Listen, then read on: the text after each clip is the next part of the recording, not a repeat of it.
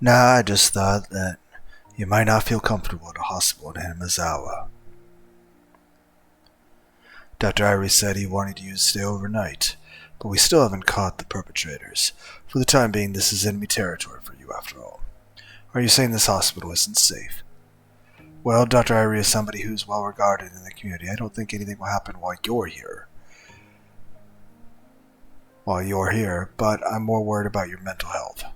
I had relaxed a bit now that things had progressed this far, but it was exactly as she had said. When I realized that this was enemy territory, I suddenly felt uncomfortable. If the only thing left for me to do was leave, the chance that I would come to harm was logically fairly low. But that didn't mean I was completely safe. That's right. If I'm just going to be lying down, then doing a hotel bed won't be all that different. Right.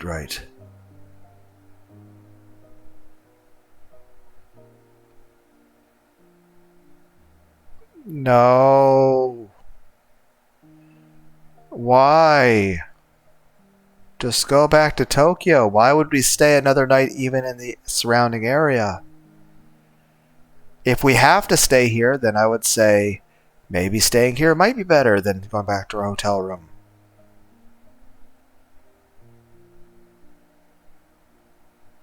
Just go back to Tokyo. I also think that's for best. At that moment, I caught a glimpse of the clock over Yoshi's floor. It was the evening. The hours when I could call Yuki at the hospital were almost over. I wanted to tell her as quickly as possible that I would soon be back at her side. I want to call Yuki at the hospital. Is there a public phone at the lobby? Nah, you newlyweds are all like this. If I recall correctly, there's one by the register. I'll be waiting here, so go ahead. You guys remember the game Chaos at Noah? Or AI the Somnium Files? Heck, there's a third AI the Somnium Files game coming out. Oishi, laughing while saying that he was jealous, opened up the window and pulled out a cigarette even though he was in a hospital room. Appreciative of how considerate Oishi was, I set out to the lobby to find the phone. The lobby was just a short distance down the hallway from the hospital room. I thought that this hospital was a bit too grand for a village like this, but of course, it was nothing compared to the general hospital Yuki was admitted to. I wonder if there's a reason this hospital has a higher budget in this remote location. I wonder. Cough, Mio Takano, cough. Running us inside a hospital wasn't the best of manners, but calling hours would soon end, so I dashed over in a hurry. There was nobody else in the lobby. It may have been the evening, but there was nobody at the reception desk. Well, this might actually be lucky for me. I wasn't planning to have a conversation to feel guilty about, but it would still be embarrassing to have someone lean to the conversation between me and Yuki. Taking a quick look around, I soon found the payphone. Digging around my pockets, I grabbed a few coins. You guys remember when payphones existed? I'm glad that we have cell phones now. I was calling Tokyo from here, so I would burn through this amount very quickly. Wait, why wouldn't the hospital just have a normal landline I could use? Why do I use a payphone? I picked up the receiver, inserted a coin, then dialed the number for Yuki's hospital, which I had completely memorized at this point. The number for Yuki's hospital. It had a lot of 8s and 9s, so dialing inevitably took some time. Are we using a fucking... Not only is it a payphone, are you saying it's a rotary phone? It's the 80s, not the 40s. Normally wouldn't be a big deal, but currently any time was precious. However, I felt that something was strange as I was dialing in the number. I don't know exactly how to put it, but it was as if the receiver was too quiet. The unique white noise from the telephone line wasn't there. Somehow I felt that I wasn't getting any feedback from the phone. And without feeling a response, I hung up the receiver to try again. Were the phone lines cut? That seems odd. The coin popped out from the return slot. I reinserted the coin and began dialing once again. But the receiver was still dead silent. What is this? Is it disconnected? While I was wasting time like this, the amount I had to spend talking with Yuki shrunk. I began to feel needlessly impatient. Excuse me! I felt the presence of someone on the other side of the glass, so I called out. There was an immediate response, and a man who seemed like a pharmacist came over. Yes, how can I help you? "Pardon me, this phone seems to be acting a little strange. Could you take a look at it?" The man came over and tried testing various things with the receiver pressed to his ear. Come to think of it, this was someone who worked at the hospital, not someone from the phone company. Just as I didn't know much about phones, neither would he. Well, I mean, I'd do the same thing, both situations. Whether I was the person trying to make a phone call to my wife, or if I was someone working at the hospital, whether I was a doctor or a nurse or a janitor. If someone's like, "Hey, can you take a look at this phone and help me?" I'm like, "Yeah, I don't really know anything about it, but I'll at least look at it, see what you're talking about, and I'll at least try my best." I probably have a low rate of success, but I'll still try. Huh? What's this? The man held up the cord that connected the phone to the wall. It was completely severed. What the heck is that? Well, this is a dilly of a pickle. Can't do anything with this until somebody from the phone company comes and fixes it. Well, this is a logical response that, hey, we gotta reconnect this cable in order for it to work. One, why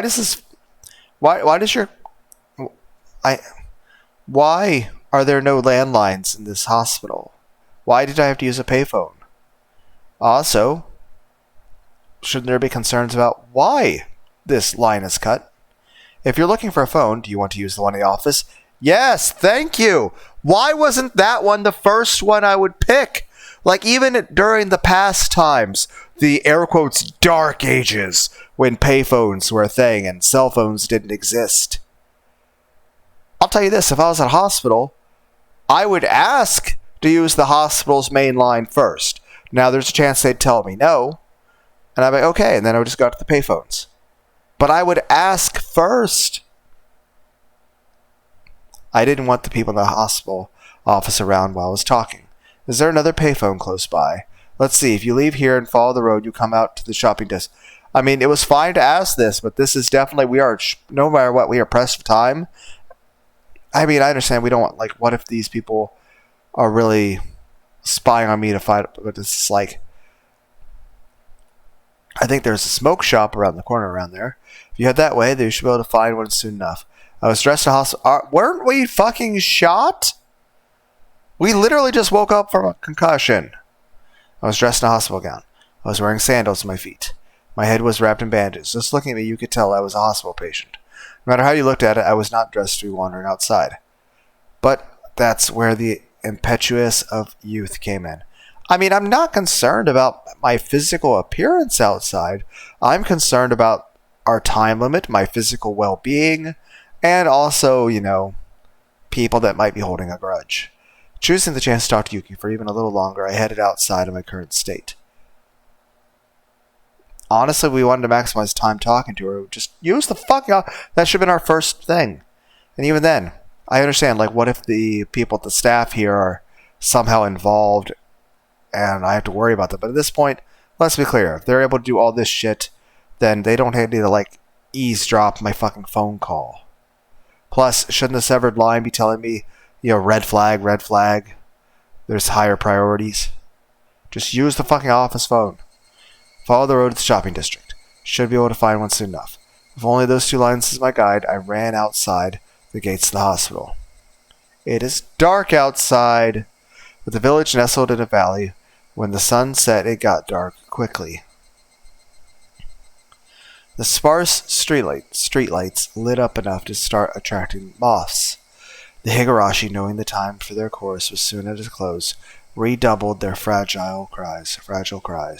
Finding the payphone wasn't as easy as the person at the hospital had suggested. Was it still up ahead? Did I miss it already? Was I just getting further away?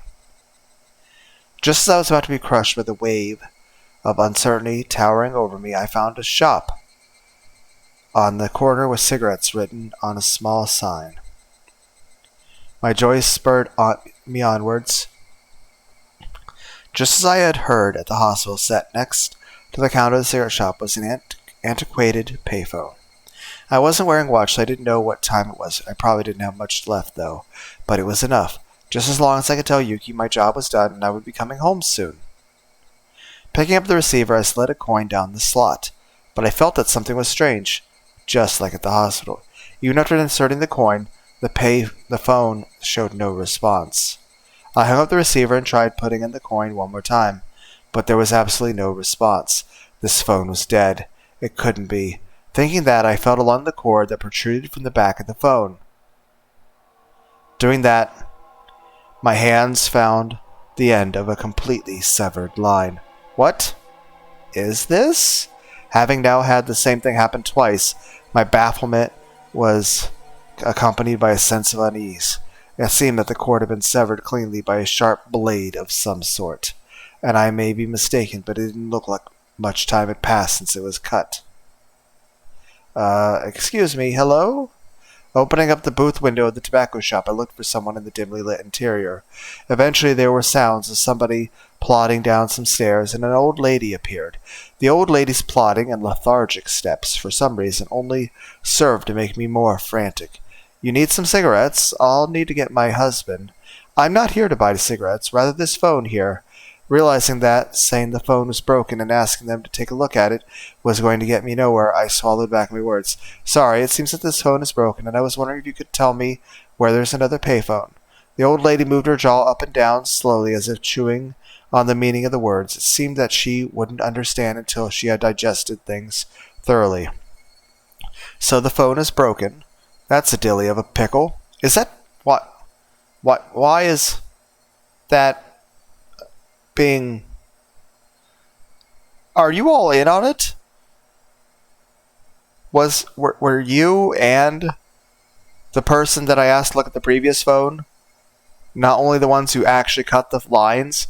Like, did the person I talked to at the hospital, was he the one who actually cut the line? Are you all in on it as some conspiracy to send me from payphone to payphone to payphone to get me into an isolated area? You should try another payphone. The old lady directed me to another payphone that seemed quite a ways away. Her way of telling... We should have just used the fucking office phone! Her way of telling me was so long-winded that I inadvertently started getting impatient. At that moment I spotted a clock in the dim interior of the store. The minute hand was just about to point straight up. Even if there was a payphone right here that I could use, I would only be able to tell Yuki good night with the time I had left. On the top of that, my destination was a remote payphone, which I didn't know the exact distance to. If I was in a normal state of mind, deciding to give up the phone today would have been the natural thought process. But at the moment, I had become somewhat stubborn for some reason. Unable to use the phone in the hospital, and use the office phone. It would still be faster to go back to the hospital than to go to the next payphone. And come out here and still be unable to use one. There was no mistaking that I had become quite insistent on using a phone. Ah, thank you very much. I'll try looking for that phone booth. Refusing her offer to draw me a map, I left the tobacco shop. Well, I mean, she'd take for fucking ever. According to the old lady, even though the phone booth was quite far away, it would be easy to find. If I just followed this road straight down, I'd eventually find it. Sandals flapping as I ran, I couldn't help but laugh at myself. I'll admit that I was quite steadfast about calling Yuki, but there were days when I was tired or busy when I wouldn't call her. Even today, my entire body was covered with injuries and I was dead tired. On top of that, there wasn't much time left. It wouldn't be strange at all if today was one of those days I didn't call her. But having twice been foiled trying to call her, had I become hot-headed about it? Was I like a dog who was being told to stay, with a piece of food dangled in my face? What am I doing? Haha. Even so, I somehow couldn't quell the uneasy feeling sitting in the pit of my stomach. It was like that with the hospital phone, and the same with the one at the tobacco shop. Both cords were definitely not severed from being frayed by long years of use. The clean cuts indicated that someone had taken something sharp and deliberately cut them. But who, and for what reason? The more I thought about it, the uneasier I felt. So I tried to push the thought aside. How much had I run so far? The scenery around me was no longer that of a shopping district with residential buildings scattered around the lonely road. The surroundings had already grown dark. I was blatantly out too far for a quick phone call, and it was quite obvious I was far removed from the hospital. I recalled the clock I saw at the tobacco shop. It might almost be time. I had run for quite a bit, so my breathing had grown quite ragged. If I had just wanted to hear Yuki's voice, I should have just thrown away my reservations and borrowed the phone in the office. I regretted it a little. You should. Well then, was it about time to give up? Well, just when I thought that, I saw the light in front of me. I had finally found it. It was a phone booth. It seemed that the light in the phone booth had recently been changed, as it shone with a vivid white light.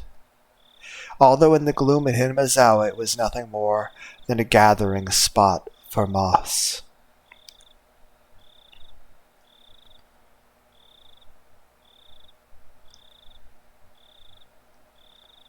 But in any case, I had finally found it. As my hand touched the door of the phone booth, I realized that I was breathing and sweating heavily. I didn't know what time it was right now, but even if it was just for a moment, I might be able to get in touch with Yuki. Since I had spent all this effort getting here, turning back without even giving it a try was out of the question. Agreed. At this point, we're already here. We need to at least try to use the payphone, which probably doesn't work. Or we'll find out that there's some horrible emergency situation with my wife and I am now far from, anybody that could help me. And then all of a sudden then I'm going to run into people that probably shouldn't run into by myself out here unarmed. But yeah, we're out here. It would be stupid not to try the payphone. Before I picked up the receiver, another wave of uneasiness washed over me. I was worried that this phone cord might be severed as well. How was the cord in this phone booth? Squatting down, I followed the bundle of cables as they ran along the corridor into the ceiling. At a glance, nothing was out of the ordinary. I ran my fingers as far as I could along the line to check it out. The only thing they found was a thick layer of dust. Nothing out of the ordinary. I wondered if it was popular in Hinamizawa to cut the cords of payphones as some sort of tasteless prank. It might be prudent to talk to Oishi-san about this later. Yes, it actually would be a very good decision to bring it up to him. Even if it was nothing more than a prank, it was still vandalism of public property. Honestly, we should have used the office phone no matter what. And then, okay, if we want to try the payphone, sure. But if it was cut, well, whatever. We don't need to be wandering outside. Just use the one in the office. And then afterward, we should tell Oishi about the one payphone that I knew about that was cut. In any case, this one was fine, this time. Pulling out a coin from my pocket with one hand, I picked up the receiver with the other. But this time, before the receiver even reached my ear, I felt something was off. The receiver was light. It was more than a slightly unpleasant feeling. It felt almost sickening. To verify the source of my displeasure, I peered at the receiver in my hand with a measure of reluctance. What the hell is this? The coiled cord that connected to the receiver to the rest of the phone had been ripped apart, the tip of the cable swaying in the air.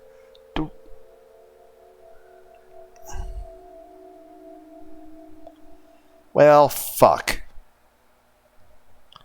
It was all I could do to restrain myself as a raw and unpleasant feeling worked its way up the small of my back. It was a type of dread. At that moment I heard the crunch of somebody stepping on gravel. The light was reflecting off the glass walls of the booth, leaving me unable to see outside into the darkness. I steeled myself and stepped out of the payphone booth. The inside of the booth was lit with that strong light which might have made it warmer in there. Just stepping outside, I could feel a chill wash over me.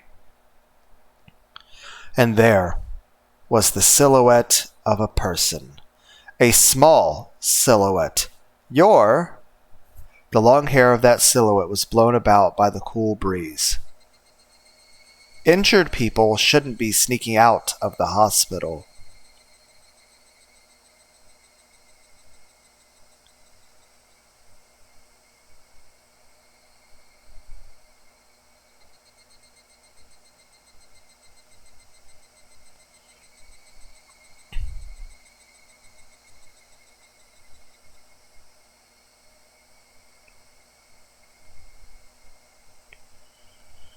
Somewhere in my head, I knew who this girl was. I didn't have any basis for it, but I knew that she was that girl. Right, Akasaka? She, Rikafurude, said that almost like it was a warning. Did you do this to the phone cord?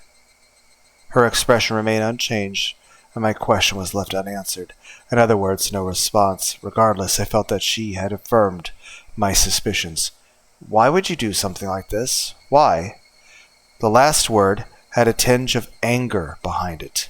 I frantically tried to smooth things out, but she didn't seem very afraid. There's nothing that can be done. Huh? I interpreted her words as meaning that I wasn't going to be in time for calling hours at the hospital. But thinking about it, that would have been a strange thing to say. Why would she know something like that? I could take what she had said to have any other meaning. She just stood there like a mannequin, not even moving an inch, almost to the point that if the wind wasn't occasionally rustling through her long hair, there would be the illusion that time had stopped. I know very well that you think I'm disgusting, Akasaka. Huh? No? That's not true? My denial came out almost like a bad piece composed for a poetry slam. But her words were right on the mark. I had always felt something ominous and uncanny about her, ever since her strange threats at the shrine. Hee hee?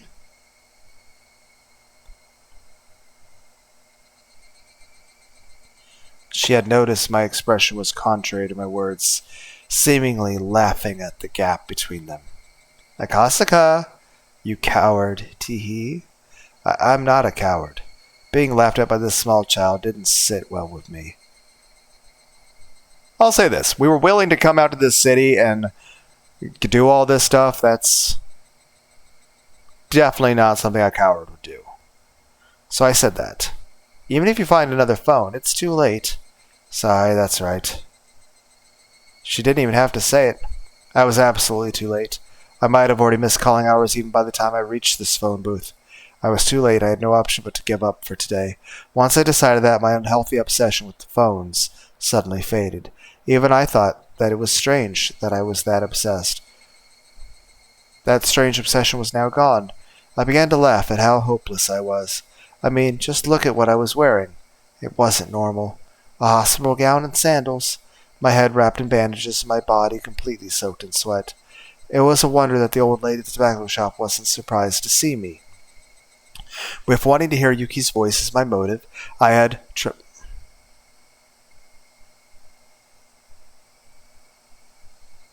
I'm not really sure how to say that. Traipsed around the town the entire evening. I didn't know whether to call it the follies of youth or simply plain embarrassing. In any case, it was all I could do but to laugh at myself. Now, there's nothing left for Akasaka to do tonight. You're right, there's nothing. I'll just quietly return to the hospital. That's fine.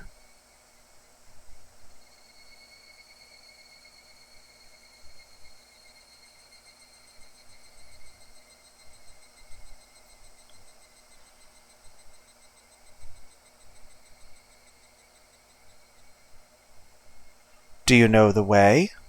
I hope I do. Hello? She waved her little hand as I began to head back the way I came. She began to follow alongside me. Looking at her face, I could see that she wore a mischievous smile, as if she was extremely interested in whether or not I would get lost. Is Rika-chan's house also this way? It is.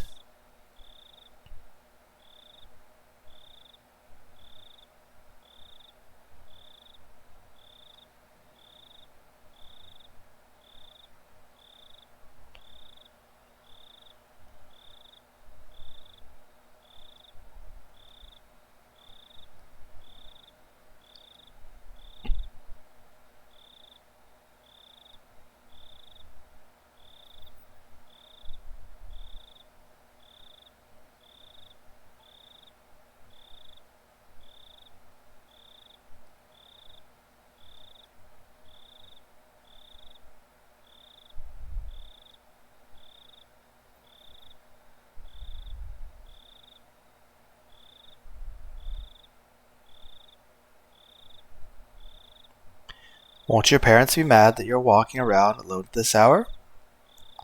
Not really. My parents are busy today, so they probably forgot about me. Even then, it's best you head on home.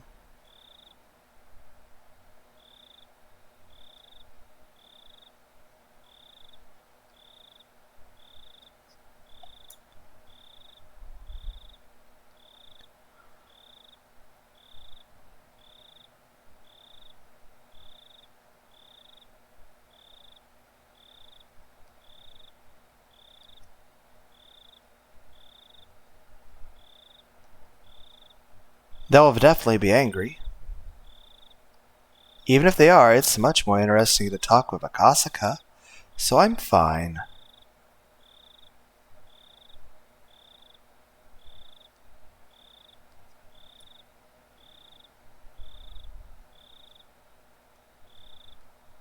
She said that with a face free from worry as she looked up at me once more and smiled.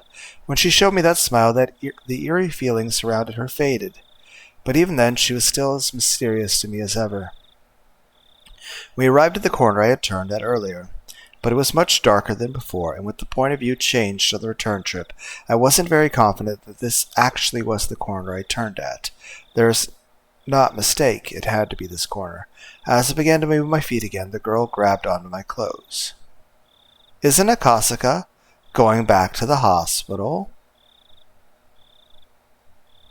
Of course, at least I intend to. Am I going the wrong way? A short moment of silence, eventually still holding onto my clothes, she began to walk. It was the beginning of the walk to the hospital this mysterious girl would take me on.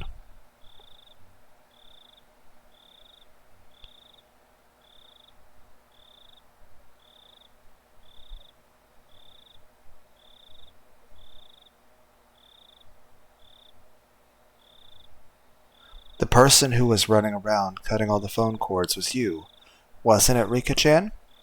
You shouldn't do that anymore. I'm not sure what you're talking about. Really? She tried to play dumb, but it was written all over her face.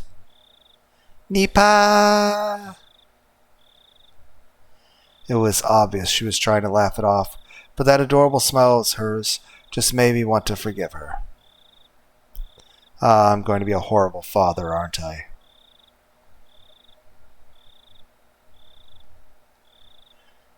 That momentary lapse in tension was erased by her next words.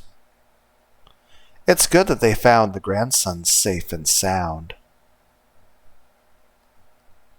Unable to respond right away, I sunk into silence. I had already learned this from Sato-san's info, didn't I? This girl, no, the entire village knew everything since the moment I set foot in it. I considered playing dumb, but in the end I chose not to. With everything being known already, there was no point in me feigning ignorance. Somehow. That's great. Now you can go back to Tokyo. Thank you. I don't know why I just didn't immediately go back to Tokyo. I could have already been on a train or something. Are your injuries bad, Akasaka? They hurt. Probably shouldn't have been jogging. I might have aggravated them. Don't know. I haven't heard anything from the doctor yet, so I don't know if they are or not. Huh? Come to think of it, I vaguely remember being told to lie down and take it easy for at least 24 hours. Did that mean bed rest? The wounded shouldn't be sneaking out of the hospital. You were hit in the head with a fucking rock, man. Usually you have to be under 24-hour surveillance with a blow like that, because there's a chance that when you go unconscious, you're not going to wake up.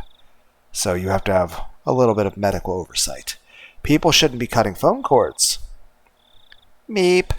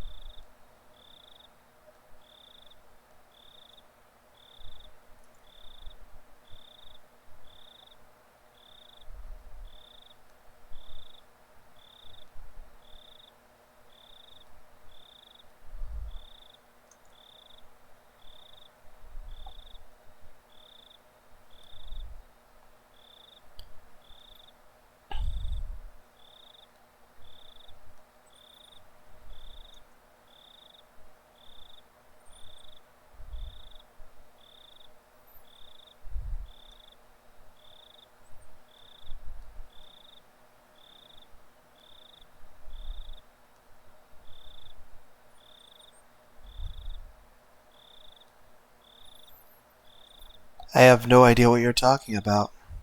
And I don't know what you're talking about either. As we played dumb with each other, we both laughed at the same time. If somebody saw us laughing at each other like this, it would probably bring a smile to their lips. The chances of Akasaka leaving this village alive weren't very high.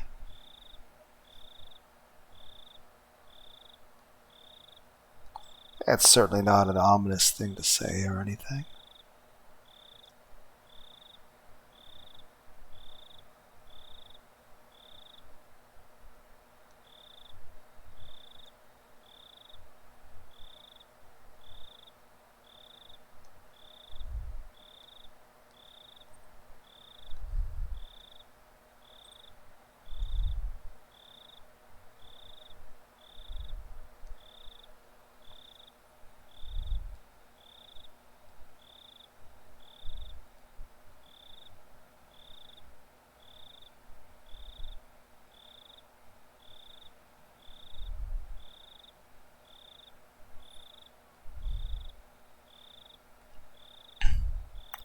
I don't want Akasaka to die, so I'm glad you're leaving the village alive. Rika-chan, did you know what I was, right from the beginning? She said nothing, but gave a firm nod. Well then, I think you know this, but we're probably somewhat of an enemy to the people in this village, I would think. But you still gave me lots of warnings. That's right. She said it at that time. She wouldn't warn somebody that she was okay with dying. She definitely said something like that. Then I should probably be thanking you. You probably should. I'm your savior. Saying that, she puffed up her chest proudly. She said it jokingly, but the meaning behind those words were quite heavy. That was because whether I lived or died was a decision that might have been made in a place unbeknownst to me. Yeah, it could have been that, they had another meeting at night and they're like, well, should we kill this guy? And Rika's like, I like him. Let him live. He was nice. He's interesting. She said those words with such an adorable smile that it took a few moments of silence for their weight to settle in. I'd been to this place before. The Defense Alliance's office was there. It was the stone steps leading up to the Furude Shrine. When I passed by before, I was so focused on finding a phone booth, I hadn't realized where I was. If I recall correctly, this shrine was Rika-chan's house, correct? Right? Yeah, something like that. Looking up the shrine grounds, it was brightly lit and energetic voices could be heard. Well, have a good night, Rika. I'm heading back to the hospital. Hopefully Oishi's still there. I really should just try to catch a fucking train. What was going on? There's a festival today. A festival? The best only festival in Hinamizawa. The Watanagashi Festival. That's tonight. And right, you don't have to be the Shrine Maiden because your mom's still alive. For today. That changes tomorrow or something. Sorry about that. Watanagashi. Cotton drifting? Just knowing the name is boring. Do you want to take a look? She asked bluntly. I probably shouldn't. But seeing that I looked interested, she climbed up a couple steps and motioned for me to come. I was only to go back and sleep anyway. If I had nothing else to do, I might not be a bad idea to go with her on a little detour. In the hostile territory that was the village, I didn't know what would happen if I ventured down a side road without Oishi. Even though I thought of the village like that, when I was with this little girl, I forgot all about it. In any case, even without anything to back it up, I felt that as long as I was with her, none of the ill will from the village would befall me. That's why even though I knew my cover was blown, I strangely had no qualms about setting foot into the heart of the Onagafushi Defense Alliance's territory. Climbing up to the grounds of the shrine,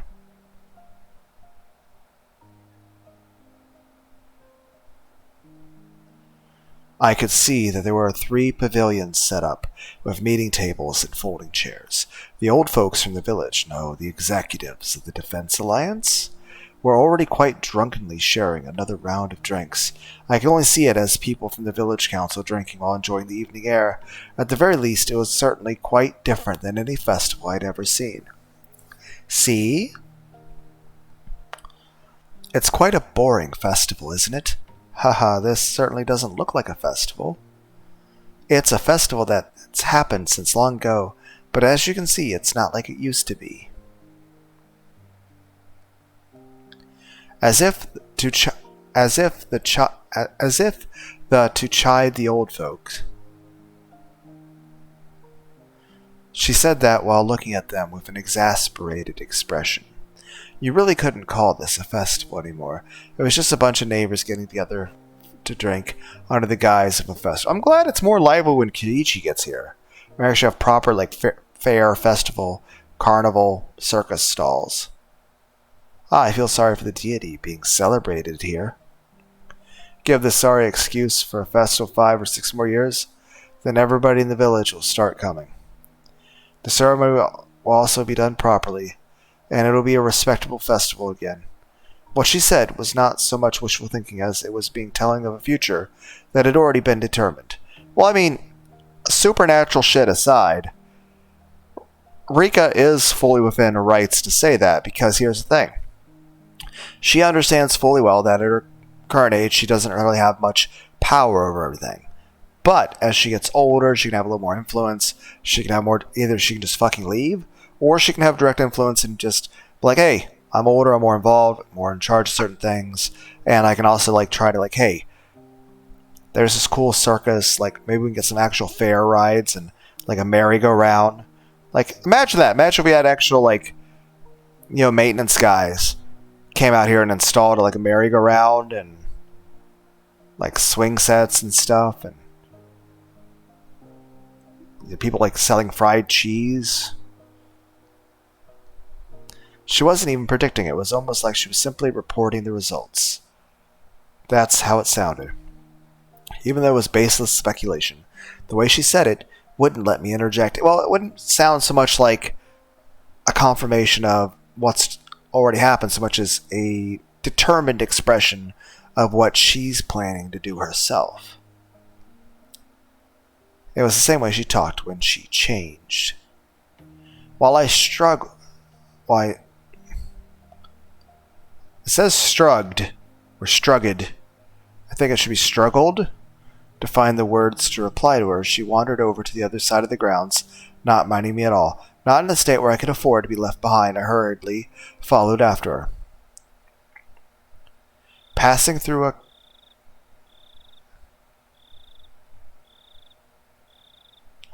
copse of pine trees, a strong and cool breeze ruffled my hair. There, from that one evening, was the splendid observation platform the girl had shown me. As it had grown completely dark, the modest lights littered across the nightscape were providing a different type of scenery. Looking at it like this village seems tranquil. She said that with an indifferent look on her face. Just the other day, you said that the village definitely wouldn't be submerged by the dam, didn't you? She didn't reply, seemingly relishing in the feeling of the wind blowing through her hair. Didn't that mean, at that point in the time, the minister had already complied with the demands? She spun around, her gaze meeting mine, but she said nothing. She spoke nothing that would neither confirm nor deny what I had just said. This case will probably remain shrouded in darkness. Headquarters probably doesn't want trouble from a scandal with the minister breaking out. There's no mistake that they threatened to kill the grandchild. Then negotiations with the minister were successful, and the grandson was released. The one who saved the grandson was you. I wonder about that. The discovery of the wallet that started the chain of events. That alone was almost too convenient, I'd think. Ever since the moment that wallet was discovered, I felt something was odd. Oishi said it as well, that the Sonozaki family had given the order to release the hostage, meaning that our little manhunt was a farce to begin with. Come to think of it, I was punched, kicked, and had a gun pointed at me. I felt like they put up quite a fight, but that might have been all part of a good performance. Once the negotiations were successful, they couldn't just say, "Here you go," and return the minister's grandson right to the doorstep. I mean, why not? They knew that the public, FedEx, right? They were like, "Oh, here's your bus fare, bye." They knew that public safety had realized that this was a kidnapping case and were moving in on it. That's why, due to the actions of public safety, the grandson was able to be rescued safely. So the minister didn't give in to unreasonable demands. That type of performance was necessary. Okay, agreed. I don't know about these difficult things. Likewise, even for me, I can't make much sense of it. But there's one thing I can be certain of. It's just as you said.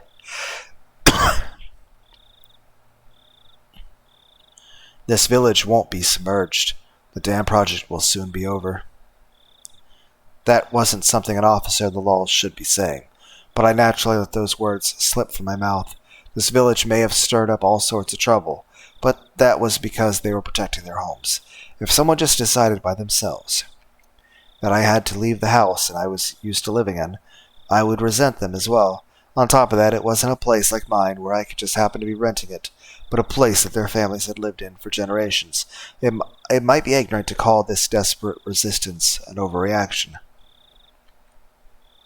I might not really be qualified to criticize politics or bureaucracy, but deliberately building a dam on land that was loved by its residents wasn't something that I could get behind. Still, aren't you glad? Why would that be? At the very least, with this, peace will return to this village. Oh, yeah. About that. Even though the minister promised to use his considerable influence to cancel the project, it would probably take more than a few months before it would be completely scrapped. At the very least, it would probably take 1 or 2 years. For the villagers to officially hear that their village wasn't going to be submerged at the bottom of a dam was still a ways away. But it was no mistake that the promise of peace returning to the village was there. It turned out from the beginning to end that it had already all been decided. Just as the girl had said, it was decided. There wasn't really a need for me to come here in the first place. There was absolutely no need for me to have come here and aggravate an unpleasant situation. If I had never come here then, the grandson's release might have been done in a more amicable manner. Peace? No peace. In this village? When I nodded, she laughed as if to admonish me. But her face remained indifferent, expressionless. And then her eyes narrowed slightly as she snickered.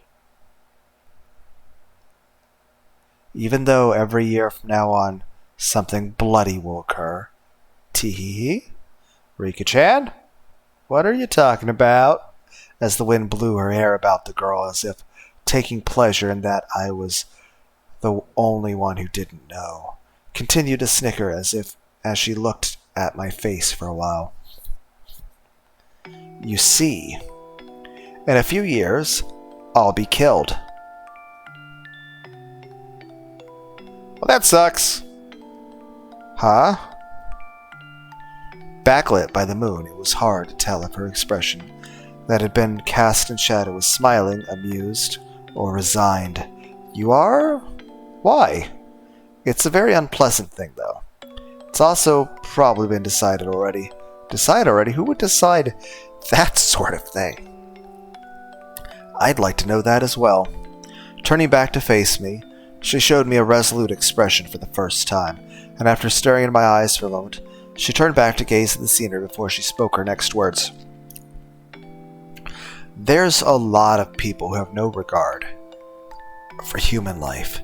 Even if I tell you this, it might not change anything, though. But if you want to erase the specter of death, sometimes like with the reflection of the moon on the water, all you have to do is throw a small stone. Oh, yeah. Basically is this. It's like, what if you knew that there was a almost certain bad fate ahead, and you really didn't have much power? What if you could make a small change in the past.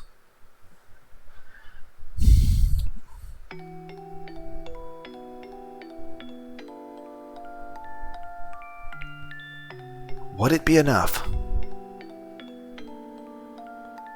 Then again, if you're trying to stop the flow of a river, just throwing a pebble isn't enough.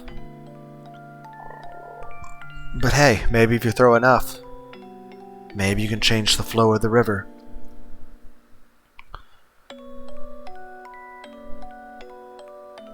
Extremely overly optimistic, wishful thinking.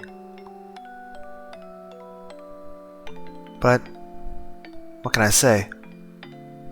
I'm a romantic idealist. It's just I had to listen to every word with my body and soul, or at least that's what I thought. This day next year, yes, June 1979, on this day, the foreman of the dam construction project will be killed.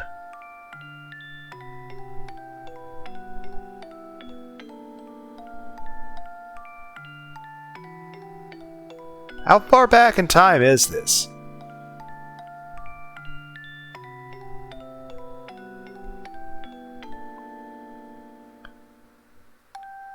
I feel like there's...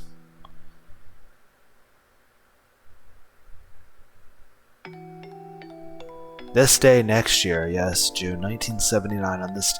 So I was thinking it was like 2 years before KHE. Turns out we're like 7 years before KHE. Like, I don't... At this point, like...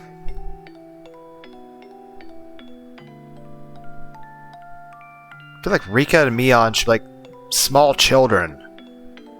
I feel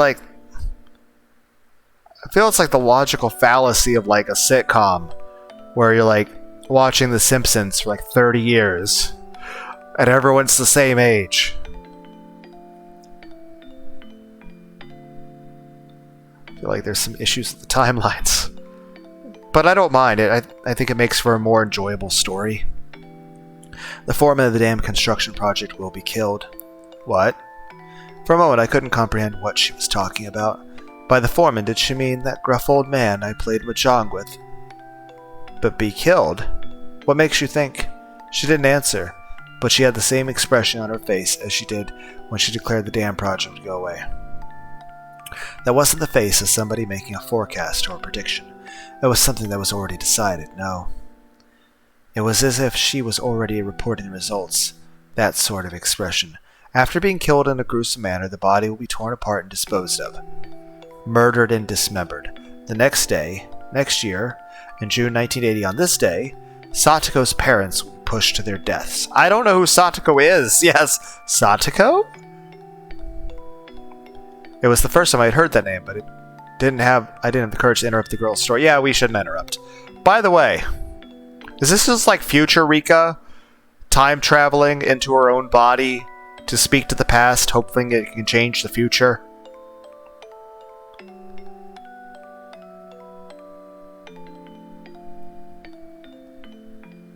It might be an accident, an unfortunate accident. The girl smiled faintly, but she wasn't exactly encouraging me to smile, along with the lifeless look in her eyes. Well, that's some fucking serious depression you got there, Rika. And then the year after that, this day in June 1981, my parents will be killed. And then the year after that, this day in June 1982, Satoko's abusive aunt will have her head split open and die. And then, well, you forgot to mention how her brother ran away, or something. And then the year after that, this day in June 1983, or possibly a few days afterward, I will be killed.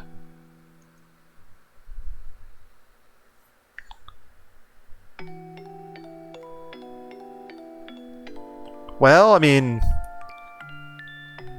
on a positive note, you don't have to worry about college.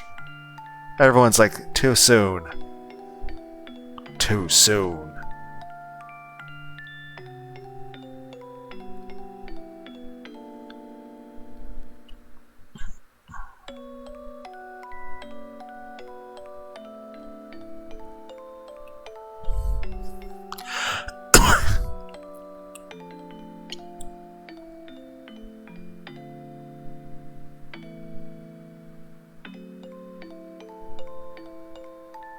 If all the deaths are preordained, then the last one would also be all according to plan. But then whose plan would it be?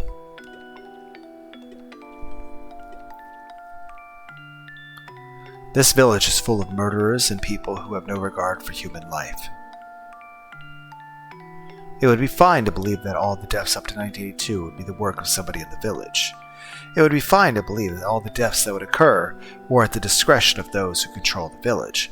But that didn't explain what would happen in 1983. There was no way the last death would fit in with anybody's plans. They had no regard for human life. They would use every means at their disposal to meet their goals. But their goals were at odds with the last death. That's why the last death was unrelated to them. But that last death would definitely, most likely, probably, without question, happen. Probably, definitely, I dare say. Why am I imagining this in a Trump accent? Like Fleekazoid? You guys ever watch a Smug Alana video? Where she's reacting to Fleekazoid's impression of Trump? Trump saves Nintendo or something? Nintendo fans?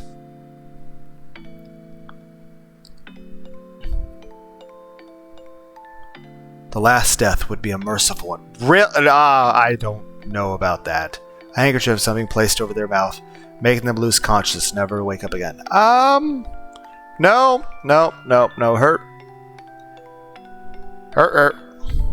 Her stomach is cut open. And she's... I mean, it's a scene that's more gruesome than fucking Mayan or Aztec, ritual sacrifice shit. It's not pleasant. It's not in any regard merciful. Exactly whose plan was that? I want to live happily. Yes.